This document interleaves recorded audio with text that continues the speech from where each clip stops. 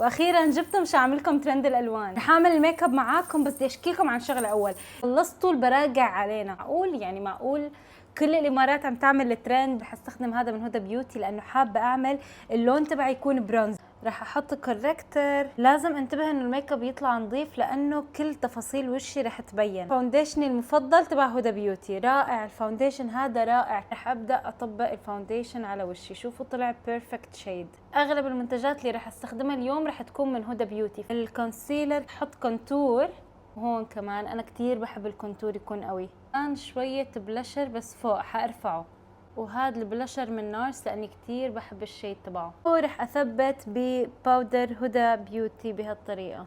اخذ هذا البلشر من نارس واحط فوق البلشر اللي انا اوريدي عملته. وقت العيون يا جماعه ما بتخيلوا قديش انا خايفه. رح اخذ هي اللي بتعمل العيون او بتكبس الرموش واحط فوقها مشان اعمل الكريس. حطيت اللون البني بهي الطريقه وحاسه بدي اضيف اسود، فهلا رح ابدا ارسم ايلاينر رفيع. شوفوا العينتين كيف صاروا، بس لسه ما خلصت الايلاينر. اكبس رموشي يا جماعه وابدا احط عليهم مسكره. مسكره فنتي بيوتي هي افضل مسكره بالنسبه لي للمناسبات. شوفوا تقريبا الشكل النهائي بلش يبين. اوه ماي جاد، شوفوا هذا عطى حدوديه اكثر للعين وهذا خلى العين مفتوحه اكثر، بس احنا محتاجين هذا اللوك. وهلا باقي الليب لاينر،